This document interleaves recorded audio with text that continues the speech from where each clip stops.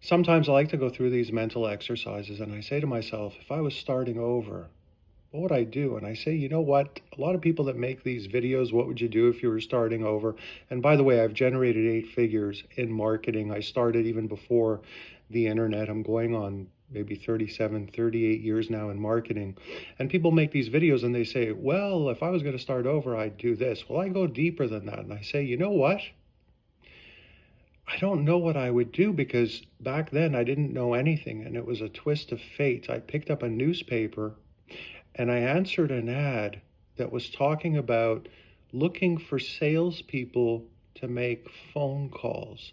Imagine something so that seemed so silly and trivial was the springboard, the thing, the starting off point, that if I had just turned left there instead of turned right, if I had circled and called a different ad, I may have never even learned anything close to the same type of skills and gone on the trajectory that I went on to generate millions of dollars. As a matter of fact, if I was to think about the companies I worked for and then eventually worked with as a high performance success coach, and I didn't just look at the paycheck, what I made, what I was paid in consulting fees, but I looked at the revenue I helped contribute to generate, I would easily be into I'd be into the 9 and possibly 10 figures. I've never really thought that closely about that aspect of it actually. Uh, but I would definitely be in the 9 figures, possibly 10 figures in terms of total revenues. So what am I talking about? What am I saying? It's really scary if you think about when you look backward, how one decision, one move, one thing can alter the trajectory, the entire course of your business existence. And I'm not talking about personal, even though everything, your business touches on personal. Of course, it's intertwined, even though many would want you to believe that it's not and you keep them separate. Well, it is intertwined. One affects the other. So it's amazing to think.